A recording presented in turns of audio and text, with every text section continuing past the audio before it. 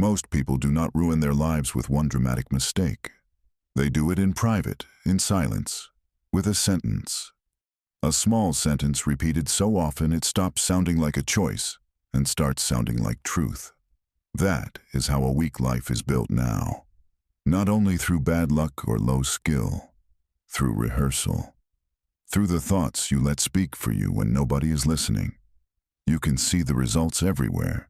People with powerful tools and weak standards. People who can generate ideas in seconds with AI, but cannot sit with one hard task for an hour without reaching for distraction. People who look polished online and unstable offline. People who call themselves overwhelmed when the deeper problem is undisciplined. People who earn money and still stay broke because every purchase is secretly emotional. People who swear they want a different life while replaying the exact internal script that protects the life they already hate. That is the part nobody wants to admit. Most people are not trapped only by circumstances. They are trapped by the way they talk to themselves before every decision that matters. Before they waste money, there is a thought that gives them permission. Before they procrastinate, there is a thought that makes delay feel reasonable. Before they avoid risk, there is a thought that makes hiding feel intelligent. Before they settle, there is a thought that makes average sound mature. A weak life is usually defended before it is lived. And the worst part is that modern life is built to reward that weakness in the short term. Everything is frictionless now. Spending is easier, escaping is easier, pretending is easier. Looking busy is easier, looking smart is easier, looking successful is easier. There are 1,000 ways to perform progress, and almost none of them require you to become stronger. You can buy the aesthetic of discipline without practicing discipline. You can build a digital image of ambition while your real life remains soft, delayed, scattered, and financially fragile. That is why this matters more in 2026 than it did a few years ago. The gap is no longer just between rich and poor, or talented and untalented. The gap is widening between people who can command their own mind and people who cannot.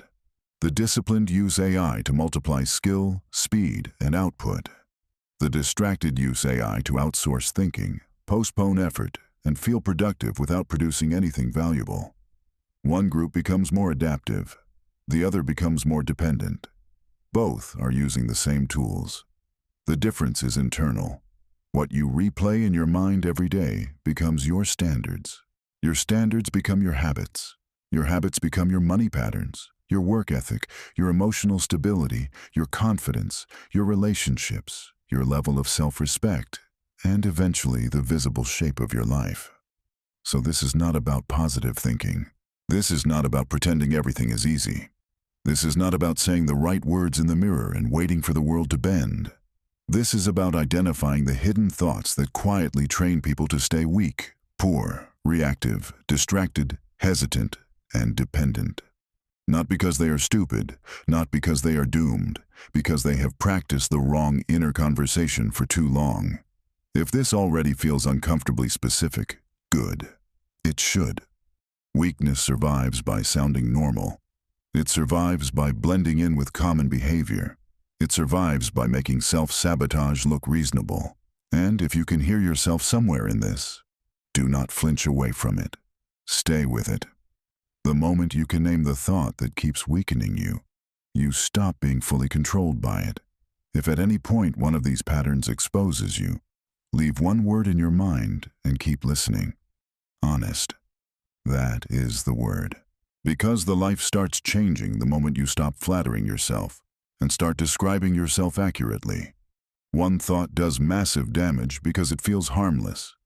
It says you still have time, so you can start later. It sounds patient. It sounds calm. It sounds almost intelligent. It tells you that delay is not denial, that the week is busy, that next month will be cleaner, that after the holidays, after the stress, after the move, after the exam, after the market settles, after you buy the right setup, after your energy returns, after life becomes less chaotic, then you will begin. But later is one of the most expensive words in the language. Later is where skills go to die before they are built. Later is where ideas stay untested until somebody else executes them. Later is where savings plans never start, where debt keeps growing quietly, where weight creeps on, where confidence weakens, where opportunities cool down, and where people train themselves to become spectators of their own potential. The lie in that thought is not only that you have time. The deeper lie is that time will improve your readiness by itself. It will not. Time does not automatically prepare you. Time exposes you. If you use it badly, it compounds your weakness. If you use it well, it compounds your edge. The calendar is not your mentor. It is your amplifier. Look at how this plays out in ordinary modern life. Someone wants to build a second income stream, but they keep saying they will start when work becomes less demanding. So months pass. Their salary covers the basics, then inflation bites, subscriptions multiply, a few buy, now pay later purchases stack up, small emergencies hit, and now the pressure is worse. The calm period never arrives because they never built a system strong enough to create it. They waited for relief instead of constructing resilience. Someone else keeps delaying skill building because AI makes everything feel optional. Why learn to write better if a model can draft for you? Why study research, sales, editing, coding, design, or negotiation deeply if tools can fill the gaps? So they drift into a strange kind of modern weakness. They become dependent on leverage they do not deserve yet. They can produce output, but cannot judge quality. They can imitate competence, but cannot hold it under pressure. And by the time the market gets sharper, they are not ahead. They are exposed. That is what later really does. It converts possibility into pressure. What could have been built in low-stakes conditions now has to be built under stress. What could have been learned steadily now has to be learned desperately. Delay feels cheap in the moment because the invoice arrives late. This thought destroys money slowly, not through one disaster, through postponed structure. You tell yourself you will budget later, you will track spending later, you will review your subscriptions later, you will build an emergency fund later. You will learn how taxes work for your freelance income later. You will raise your rates later. You will clean up the debt later. You will understand where your money leaks later. Meanwhile, the numbers keep moving without your permission. Money punishes vagueness. It keeps a precise record while you keep making blurry promises. Delay also damages confidence in a way most people miss. Confidence is not built by thinking you could act. It is built by observing yourself act. Every time you say later and obey that sentence, you teach your own nervous system that your intentions are weak. You become less convincing to yourself. That matters.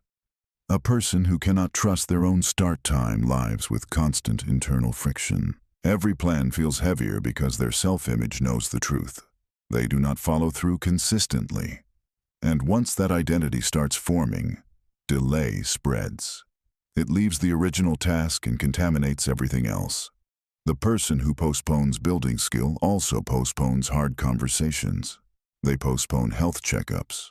They postpone applying. They postpone launching. They postpone learning the tools that would actually make them more valuable.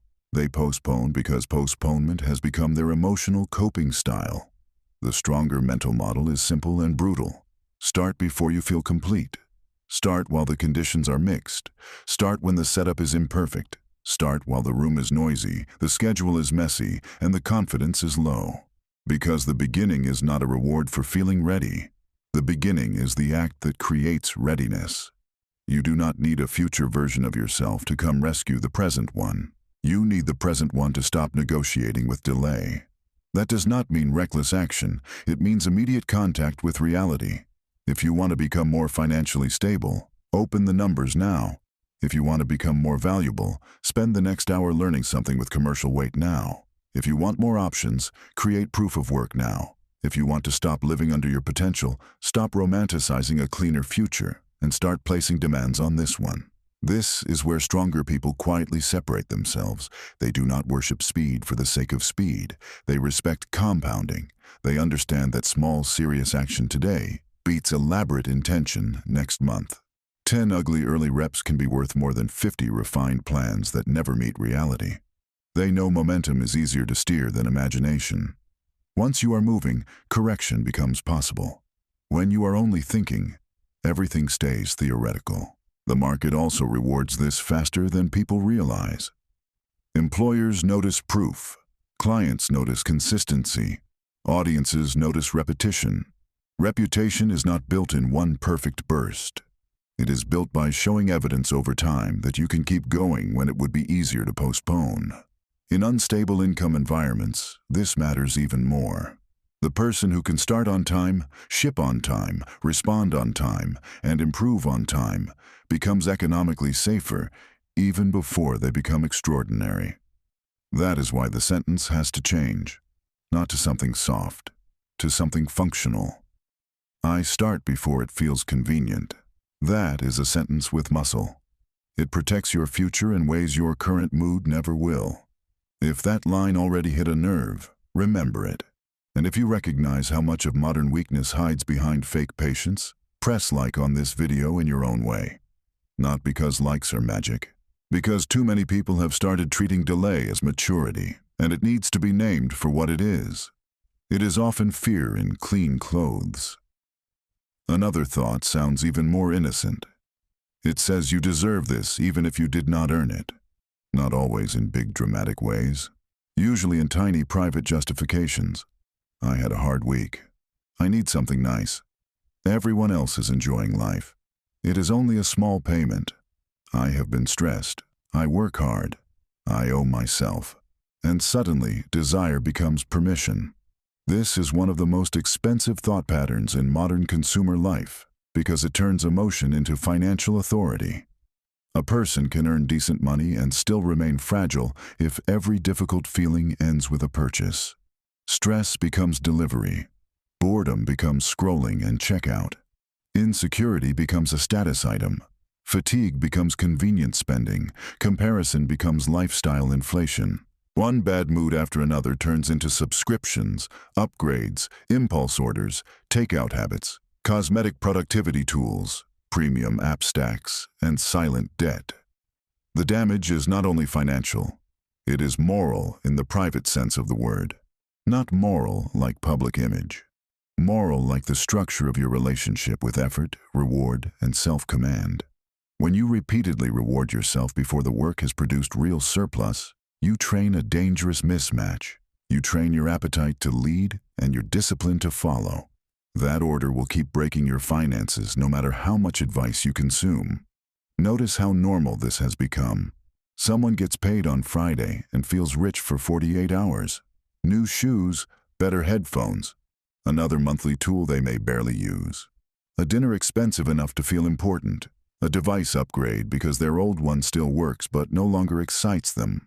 Small finance payments that do not look serious individually. Then the month keeps moving.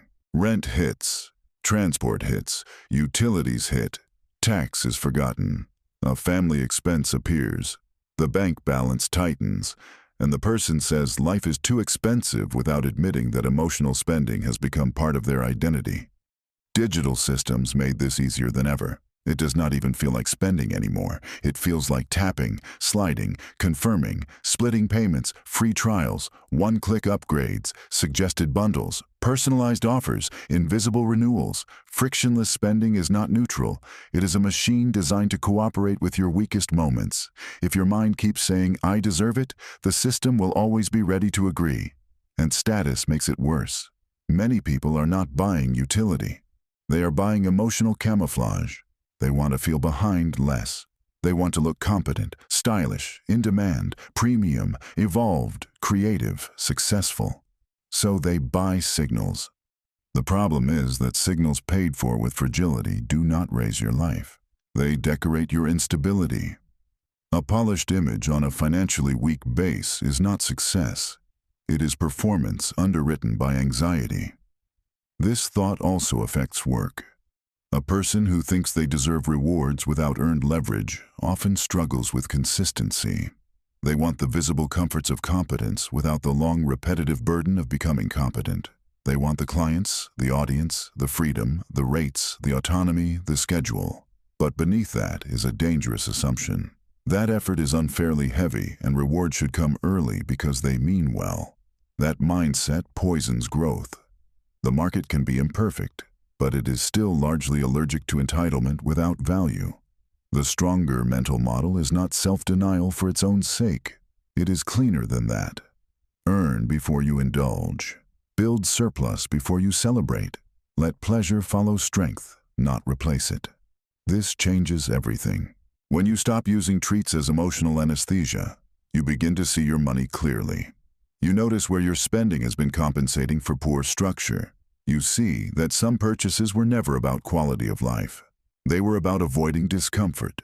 You realize that financial self-respect is not only about income. It is about refusing to let every impulse vote on your future. And there is a deeper kind of dignity in that. A person who can desire something without instantly moving toward it is stronger than they look. Delayed gratification is not an old-fashioned slogan. In a world engineered to monetize your impulses, it is economic self-defense. Every unbought thing is not automatically wisdom, but every resisted impulse strengthens a muscle that most people let atrophy. This does not mean never enjoying your money. It means making enjoyment honest. Buy from strength, not from emotional leakage. Pay for quality when it supports your life. Reward real milestones. Upgrade with intention. Spend with awareness. But do not call it self-care when it is really self-soothing on a payment plan. Do not call it deserved when it is borrowed against a future version of you who will have to carry the cost. This thought even affects romantic and social behavior. People spend to stay included. They overextend to keep up. They hide financial stress behind appearance because they fear looking less successful than their peers. But private financial stability is worth more than public status theater. The friends, dates, or audiences impressed by spending you cannot support are too expensive. A stronger person starts asking different questions. Not, do I deserve this? But what did I build this week? What did I strengthen? What did I earn in real terms? What would this purchase cost in hours, not just currency? Does this support the person I'm becoming? Or does it briefly numb the discomfort of not becoming them yet? Those questions bring power back. They interrupt the emotional trance that consumer culture depends on. They reconnect reward to production, not just feeling. And once that shift happens, your money starts serving your standards instead of your moods. Savings stop feeling like deprivation and start feeling like proof. Investment in skill stops feeling optional and starts feeling obvious. Debt becomes less attractive because dependence becomes less acceptable. You stop trying to look rich and start trying to become hard to shake. If this part exposed you, keep going. Most people do not stay financially weak because they never earn. They stay weak because every paycheck arrives already surrounded by excuses. If that sentence landed cleanly, subscribe for what comes next. Because the hidden mental patterns behind money behavior matter more than most budgeting advice ever will. Then there is the thought that sounds cautious but is actually crippling. I need to feel ready before I move. This one has destroyed more careers, businesses, creative projects, applications, conversations, and reinventions than open failure ever did. Readiness is one of the most misunderstood ideas in adult life. People treat it like a feeling that arrives when conditions finally align. But in practice, what they call readiness is often just the absence of fear. And if your rule is that fear must disappear before you move, you will wait through the best opportunities of your life. Look at how this plays out in 2026. Someone wants to start posting their work, but they need their brand to feel clearer first. Someone wants to pitch clients, but they need a better website first. Someone wants to apply for a stronger job, but they need one more certification first. Someone wants to start a freelance offer, but they need the perfect niche first. Someone wants to create a course, a product, a channel, a service, a studio, or a serious portfolio, but they need confidence first. So they spend months building systems around the action instead of doing the action. Templates, tools, notes, prompt libraries, app stacks, research folders, productivity dashboards. It looks like movement. It feels intelligent. It is often procrastination with excellent branding. The lie behind this thought is subtle. It tells you that preparation and hesitation are the same. They are not.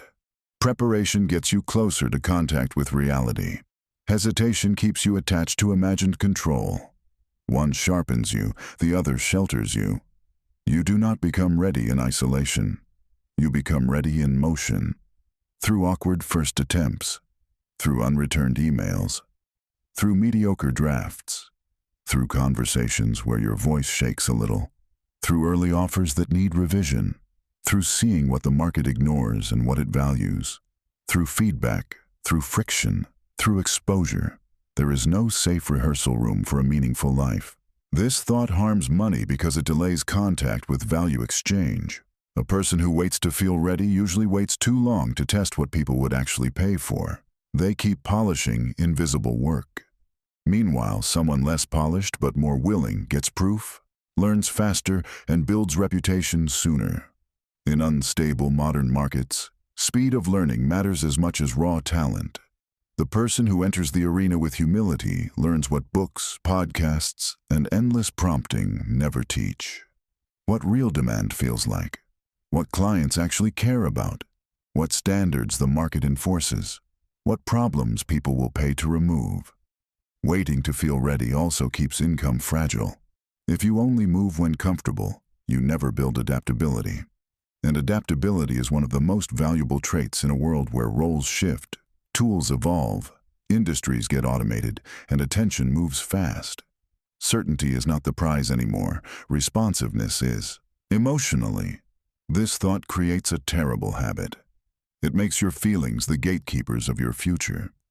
You tell yourself that action should match confidence. But stronger people often do the opposite. They let action generate confidence. They do not bow to the current emotional weather. They give their standards authority over their state. That is a serious difference. One person asks how they feel about the task. Another asks what the task requires. The first person stays emotionally central. The second becomes reality-centered. And reality-centered people improve faster because they stop making every action depend on their inner comfort. The stronger replacement thought is this: I do not need to feel ready. I need to become responsive. That is how adults grow. Not by waiting for certainty, but by reducing the delay between seeing what matters and moving toward it. You can apply this immediately. If you have been waiting to launch something, send the first version. If you have been waiting to ask for a raise, prepare the case and have the conversation. If you have been waiting to build a skill with commercial weight, begin the reps publicly or privately today. If you have been waiting to start creating proof of work because you fear judgment, remember that invisibility is also a judgment. The market is judging your absence right now. And yes, there will be embarrassment. There will be clumsy attempts. There will be moments where you see how underdeveloped you still are. Good. That is not evidence you should have waited. That is evidence you finally entered the only environment where growth is honest. This applies to money management too. Many people are not financially disorganized because they are incapable. They are financially disorganized because they avoid seeing the numbers until they feel mentally strong enough to face them. But strength grows through facing them. Open the accounts. List the fixed costs. Identify the leaks. Name the debt. Understand the income volatility. Estimate the runway. That is not punishment. That is contact with reality. Avoidance does not protect you from truth. It only delays your ability to deal with it. Even in relationships, this matters. People wait to feel ready to set boundaries, ready to tell the truth, ready to admit their limits, ready to define what they want, ready to leave what degrades them. But weak boundaries and delayed honesty create expensive emotional lives. They bleed attention, energy, self-respect, and sometimes money. A person who cannot act until emotionally settled will keep getting rearranged by circumstances. The world does not pay extra because you felt nervous. It pays for reliability, skill, clarity, usefulness, trust, and output. Those are built on the other side of imperfect action. That is why readiness must stop being your idol. It was never the entrance ticket. It was often the excuse. And let this sink in. Sometimes the need to feel ready is not humility. It is vanity. It is the desire to avoid being seen as a beginner. It is the wish to appear naturally strong instead of becoming strong through visible struggle. That wish has trapped many talented people in permanent preparation. If you see yourself in that, do not make it dramatic. Make it practical. Take one step that produces evidence, not a new plan, not another week of reflection. Evidence. One email, one proposal, one published piece, one conversation, one application, one sales page, 1 hour of focused study that turns into tangible output. The people who pull ahead are not always fearless. They are often just less loyal to hesitation. There is another thought that poisons ambition before ambition even gets a fair shot. People like me do not usually win big. Few sentences sound more realistic and do more damage. This is where weakness starts wearing the mask of identity. It stops arguing about tasks and starts arguing about who you are allowed to become. It uses background, accent, education, class, geography, past mistakes, family history, social proof, age, appearance, network, and timing to explain why serious success belongs to some other category of person. Maybe you know this thought already. It shows up when you see someone building something large and you instantly search for the reason it could never be you. They had money. They had connections. They are from the right city. They are more attractive. They are more confident. They got in early. They have more energy. They are the type. That last phrase is the dangerous one. The type. Because once you accept that success belongs to a type, you unconsciously protect yourself from trying at full force. Failure hurts less when you never truly departed from the identity that expected little. Now, some people will hear this and say it ignores real disadvantages. It does not. Conditions matter, access matters, timing matters, networks matter. Inequality is real. Geography changes odds. Money pressure changes risk tolerance. Responsibility loads differ. But the thought is still destructive because it takes real constraints and turns them into total permission for self-limitation. It makes circumstance into identity. And identity is expensive. The moment a person believes bigger outcomes are not for people like them, they stop making the kinds of moves that produce bigger outcomes. They underprice. They hesitate to ask. They stay invisible. They do not develop high-value skills deeply enough. They treat serious ambition like something slightly embarrassing. They explain away other people's results instead of studying their mechanics. They call themselves realistic while quietly training themselves to stay within an inherited ceiling. This shows up financially all the time. Some people never build assets, not because they are incapable of learning, but because wealth still feels culturally foreign to them. They can imagine surviving.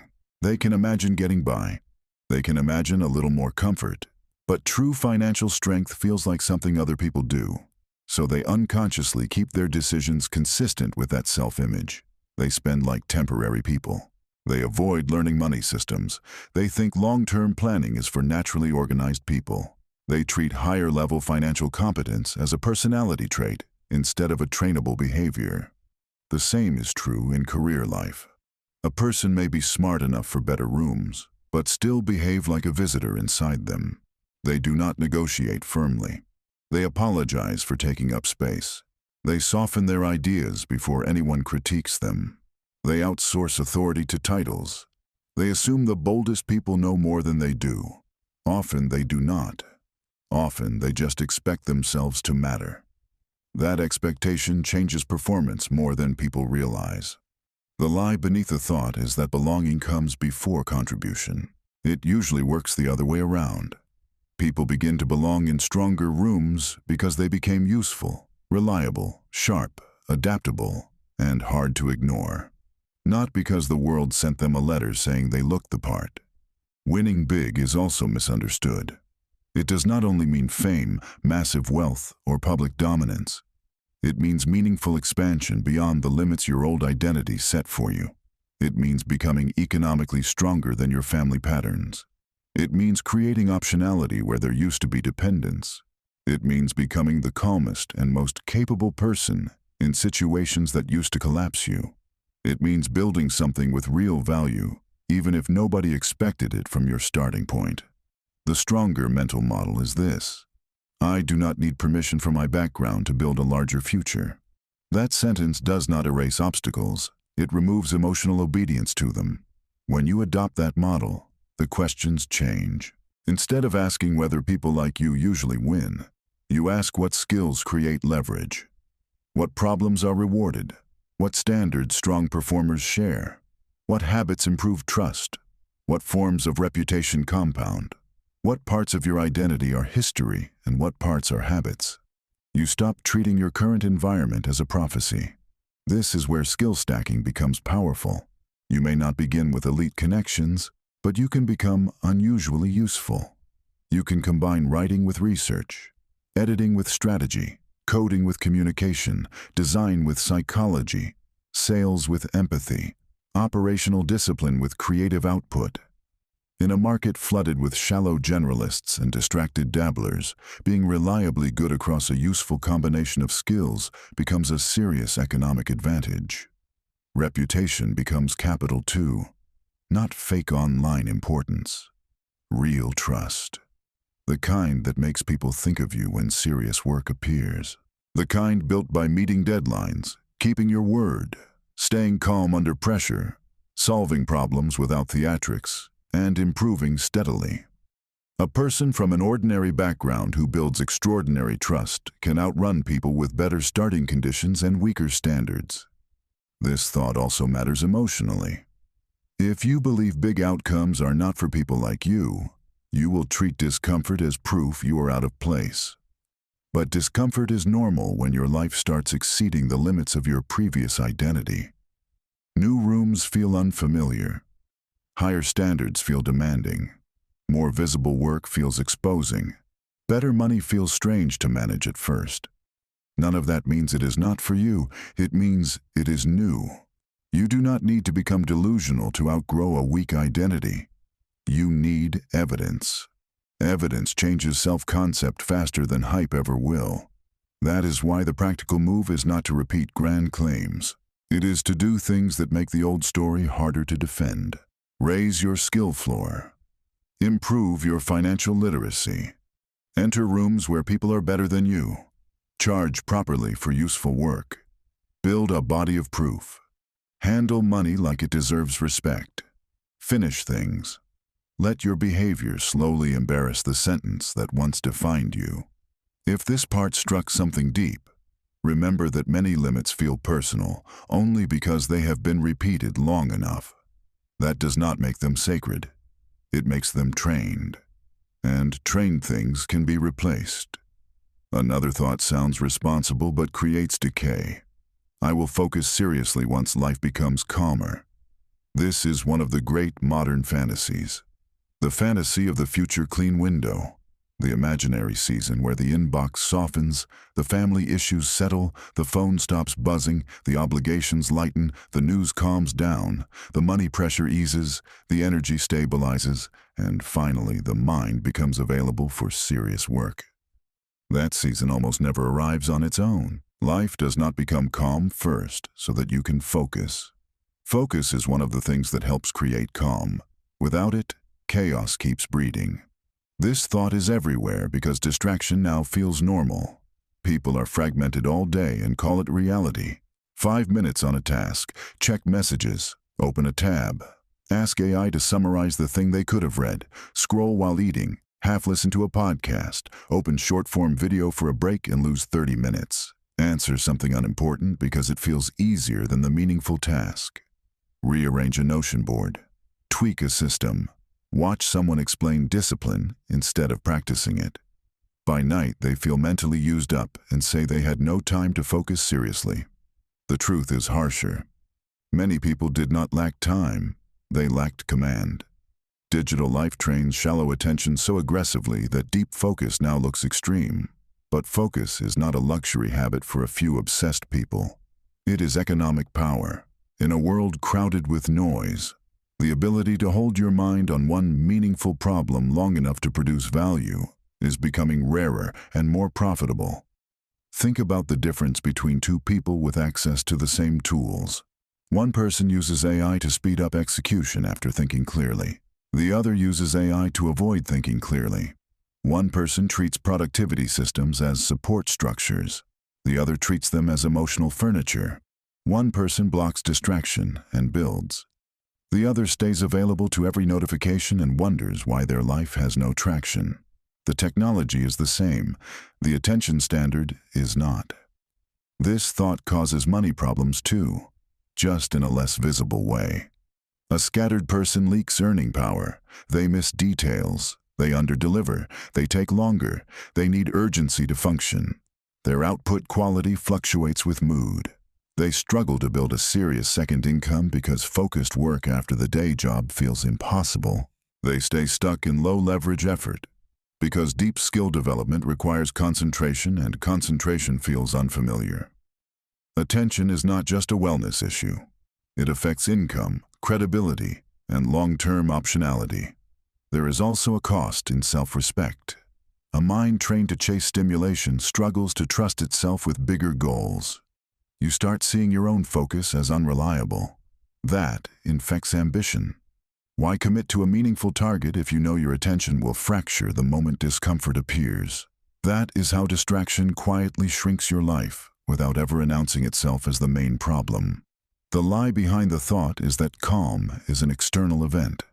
Sometimes it is. Often it is a boundary problem, a phone problem, a standards problem, a courage problem. A problem of letting small interruptions govern your day because confronting them would require saying no, simplifying, deleting, limiting, disappointing, or being temporarily unavailable. Focus has enemies, but many of them are invited in. The stronger mental model is this: I create seriousness before conditions reward it. That means you stop waiting for silence and start building it. You decide what deserves the best part of your mind. You protect that block of time like it has economic value, because it does. You reduce inputs. You stop consuming endless advice about discipline and put yourself under simple rules. One screen, one task, one block. No escape routes during the rep. Notice how this changes work. You become easier to rely on. Your output sharpens. You need fewer hours to produce meaningful results. You see problems more clearly because your brain is no longer permanently interrupted. You start building assets instead of just reacting to demands. A portfolio, a body of work, a new service offer, a deeper skill, better client delivery, stronger applications, more thoughtful strategy. All of that comes from protected attention. It changes money behavior too. A focused person sees waste faster. They catch subscription creep. They notice how much convenient spending is really decision fatigue. They review their numbers with less avoidance. They make cleaner plans because their mind is not constantly diluted. When attention becomes disciplined, spending often becomes more disciplined too. Weak focus and weak money control often travel together because both are forms of leakage. This thought has a psychological trap as well. Some people identify with being overwhelmed because it protects them from being measured by stronger standards. Chaos becomes part of the identity. Busy, stressed, pulled in many directions. That image can even earn sympathy. But sympathy is not a strategy. If your life remains permanently scattered, your potential keeps getting rented out to smaller things. The solution is not fantasy perfection. It is seriousness in imperfect conditions. You may have a demanding job, family responsibilities, limited space, noisy surroundings, unstable income, or real fatigue. Fine. The answer is still not to wait for a magical calm chapter. The answer is to claim a piece of seriousness inside the life you actually have. 40 focused minutes daily can change a trajectory if they are real. One protected session every morning can outperform an entire week of fragmented pretending. And there is a moral edge to focus that people forget. Attention is proof of respect. What you can stay with tells the truth about what you actually value. If you claim you want a stronger life but cannot keep your mind on the work that would build it, your schedule is revealing a conflict your words are hiding. So ask the harder question. What am I making consistently easier than the thing I say matters most? That question will expose you fast. Social media probably should not be easier than skill practice. Consumption should not be easier than creation. Checking reactions should not be easier than building value. Looking organized should not be easier than becoming effective. If this section feels too direct, good. It needs to be.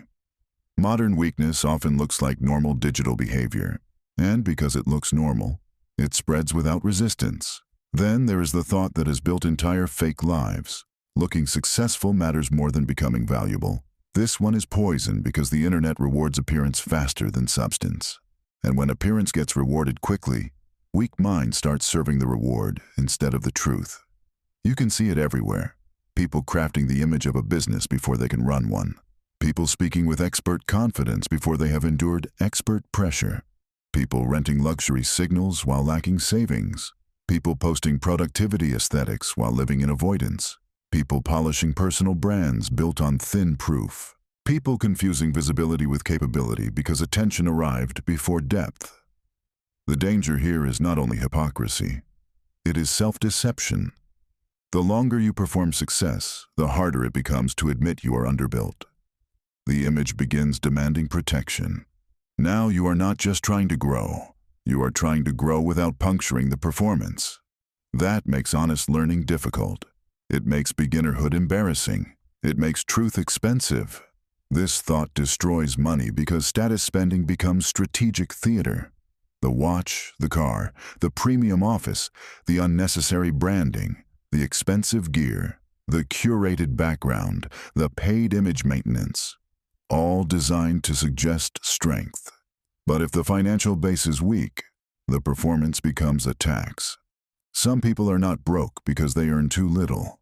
They are broke because their identity has expensive costume requirements.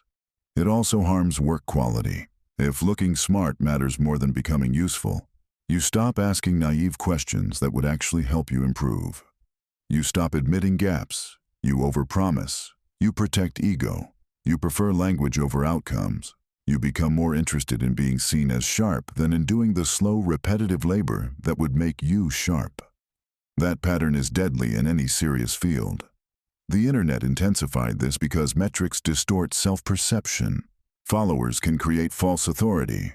Engagement can create false confidence. Aesthetic can create false trust. Viral clips can create false expertise. But markets eventually test substance. Clients need delivery. Employers need competence. Teams need reliability. Customers need results. Audiences may clap for a performance, but reality invoices it later. The lie behind the thought is that image leads value. Sometimes image opens the door. Fine, but if value does not walk in after it, the door will eventually close. Sustainable success is almost always built on a hidden base of capability, discipline, and proof. Public success without private structure is unstable. The stronger model is this. Becoming useful matters more than appearing advanced. Useful is powerful. Useful gets paid. Useful earns trust. Useful survives bad markets better than flashy. Useful creates repeat business. Useful turns into reputation. Useful compounds in silence before it gets noticed. This changes how you approach almost everything. Instead of asking how to look more established, you ask how to solve problems better. Instead of asking how to appear productive, you ask what visible output proves productivity. Instead of asking how to sound confident, you ask what skills would make confidence unnecessary as a performance, because the evidence already speaks. This is especially important in the creator economy. Many people spend more time styling the frame than strengthening the substance inside the frame. Better lighting, better thumbnails, better brand identity, better pacing, better packaging. None of that is useless. But if the core thought is weak, the insight is recycled, the analysis is thin, the delivery is hollow, and the creator is financially unstable behind the scenes, then the brand is just a costume with editing. Even professionals fall into this. Polished resumes without results, strong online presence with weak execution, constant networking with no depth, endless talking about strategy with little contact with real production.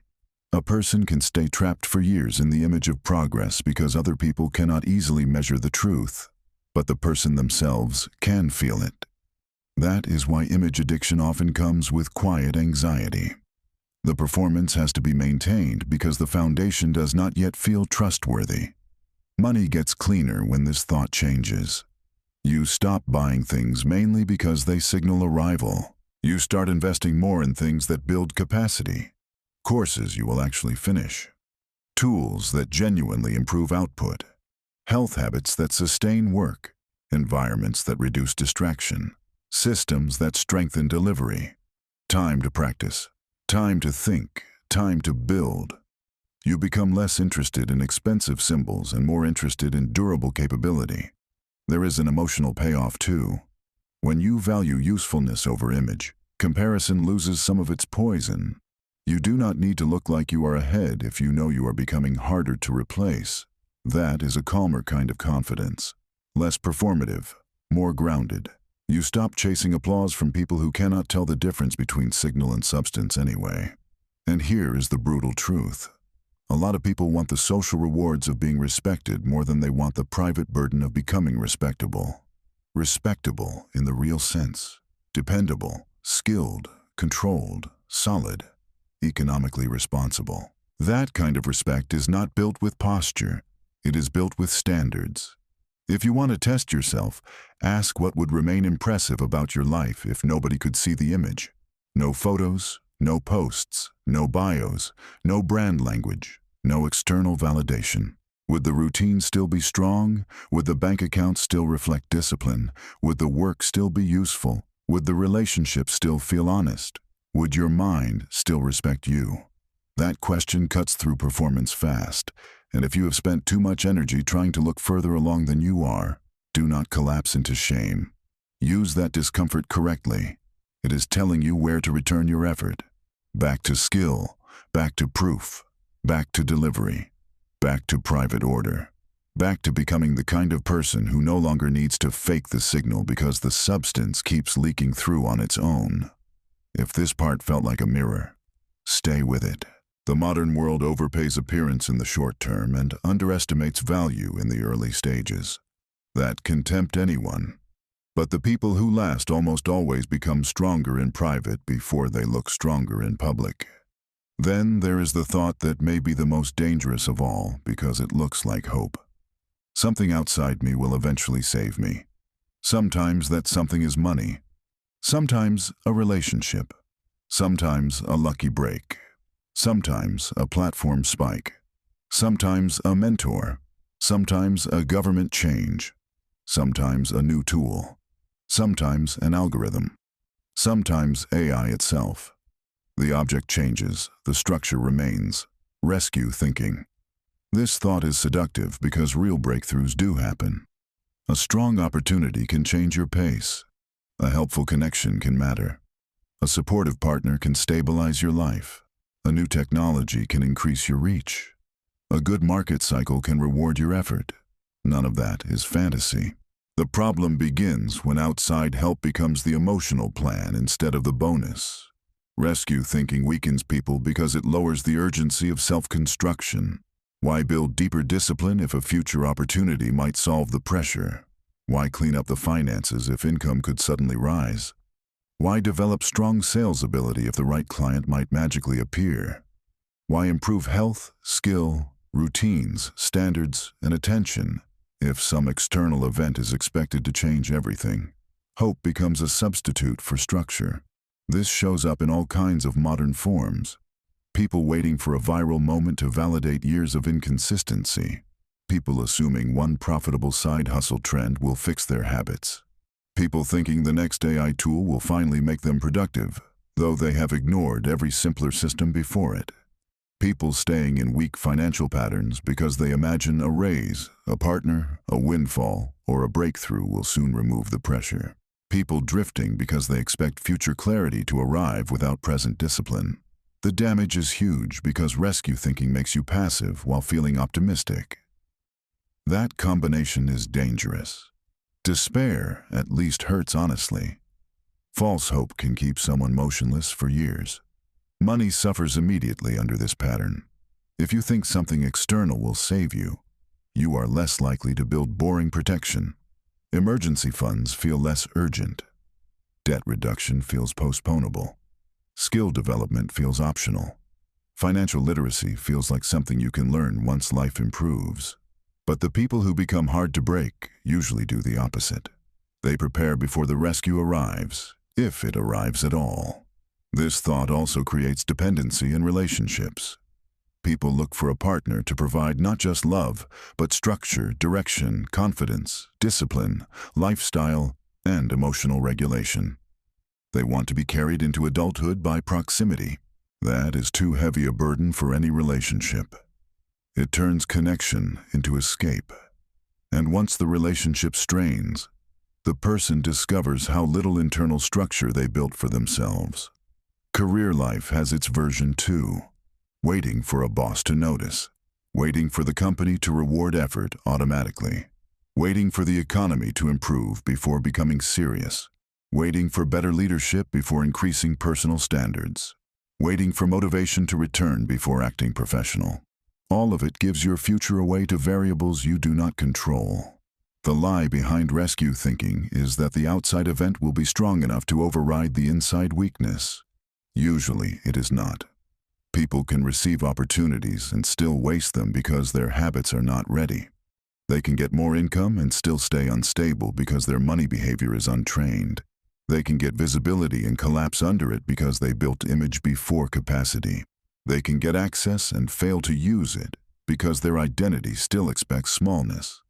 The stronger model is this: nothing outside me can replace what I refuse to build within. That is not pessimism, it is sovereignty. When you think this way, external help becomes leverage, not life support. A raise helps because you already respect money. A client helps because you already know how to deliver. AI helps because you already think clearly enough to direct it. A relationship helps because you already carry your own weight. A lucky break helps because you already built routine strong enough to capitalize on it. That is a radically different stance. It creates adults, not hopeful dependents. Practically, this means you stop building your future on maybes. You build on controllables. Your schedule, your skill, your attention, your spending, your strength, your reliability, your standards, your recovery, your output, your emotional regulation. These are not glamorous, but they create the kind of life that can absorb volatility without collapsing. And volatility is normal now. Income streams shift, platforms change, roles get automated, industries tighten, costs rise, attention fragments. Stability will not come from fantasies of rescue. It will come from adaptability backed by disciplined behavior.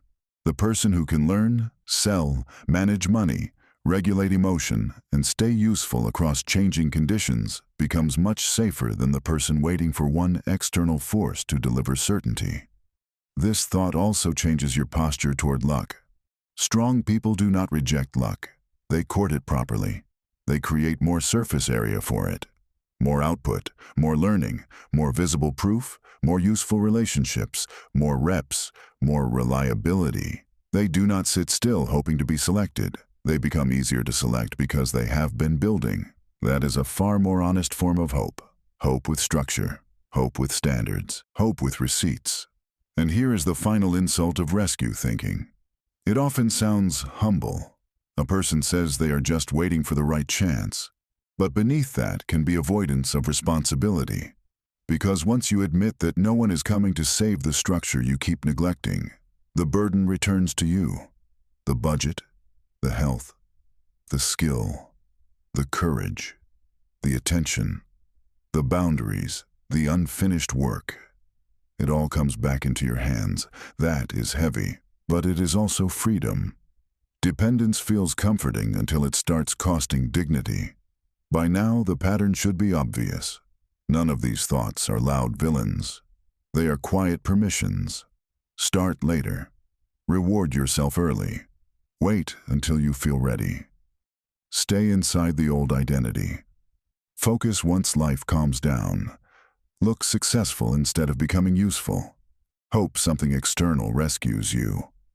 Each sentence sounds manageable in isolation. Together, they build a weak life with terrifying efficiency. And here is what makes this urgent. Modern life constantly validates these thoughts. Delay is normalized. Spending is celebrated. Hesitation is rationalized. Small identities are defended. Distraction is monetized. Appearance is rewarded. Rescue fantasies are sold daily. If you do not actively oppose these messages inside your own mind, you will absorb them by default. That is why stronger thinking is not a luxury. It is a defense system, but stronger thinking is often misunderstood. It is not empty hardness. It is not fake confidence. It is not waking up every day feeling invincible. It is not denying pain, stress, uncertainty, grief, fatigue, or unfairness. Real strength is cleaner than performance. It is the ability to hold a better internal line while life remains imperfect. It means you can be tired and still tell the truth. You can feel fear and still move. You can want the purchase and still keep the money. You can envy someone and still return to your own work. You can be behind and still refuse panic. You can be uncomfortable and still protect focus. You can want rescue and still build self-respect instead. That is the shift. Weakness stops being your identity and becomes what it always was. A practiced pattern, a rehearsed set of permissions. And rehearsed patterns can be interrupted, then replaced, then repeated in a better direction until they start feeling natural. Maybe that is the most useful truth in this entire book. Your mind is not just describing your life.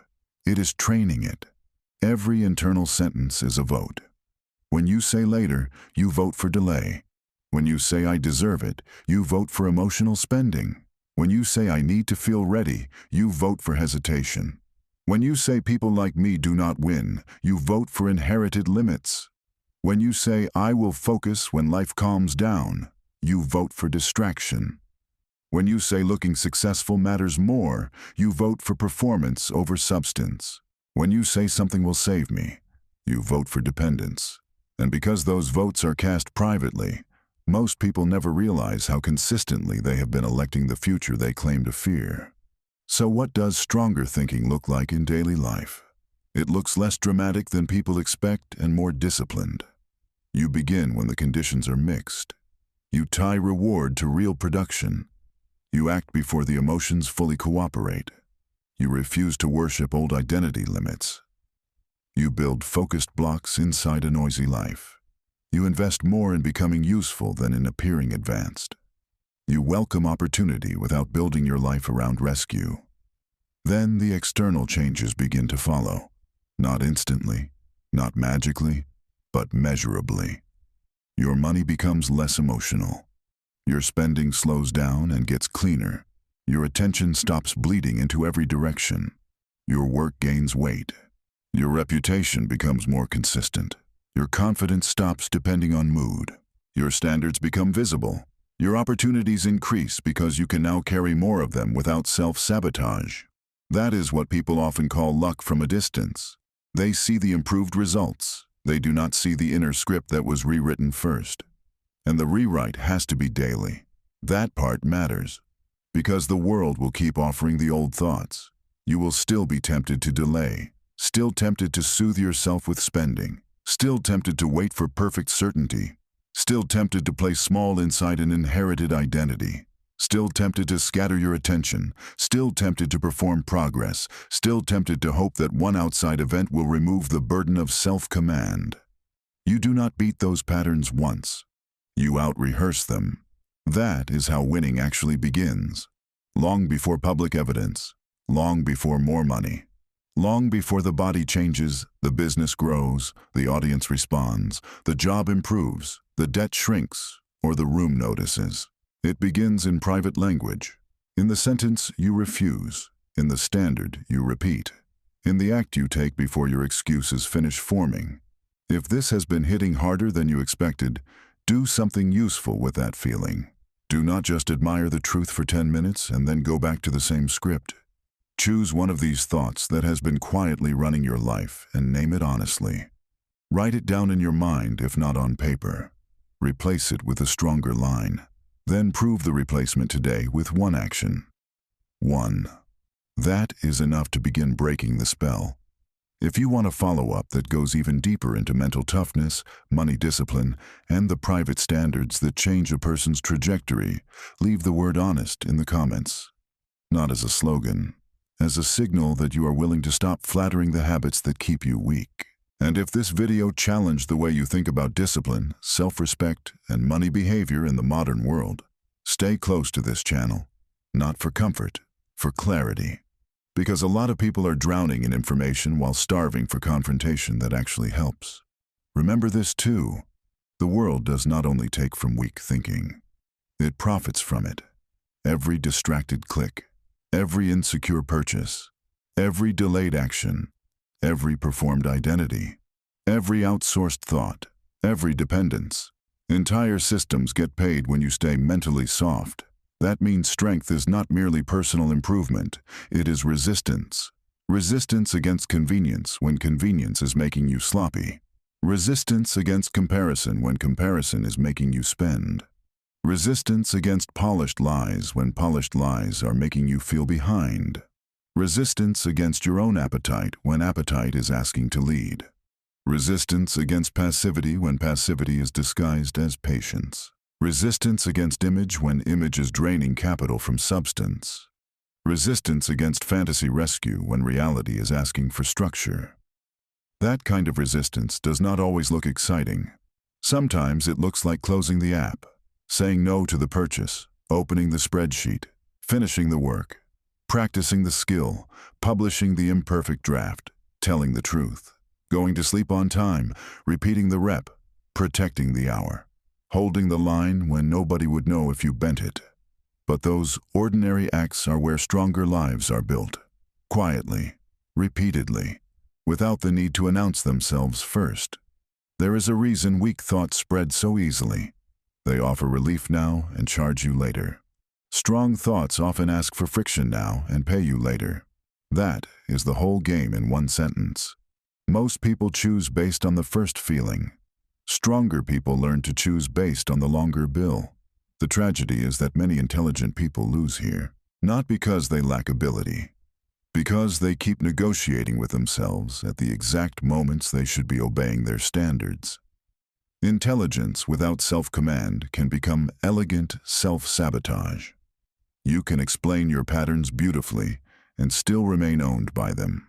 Insight matters, but only when it changes behavior. So bring this down to the simplest possible level. What thought has been giving your weakness permission lately?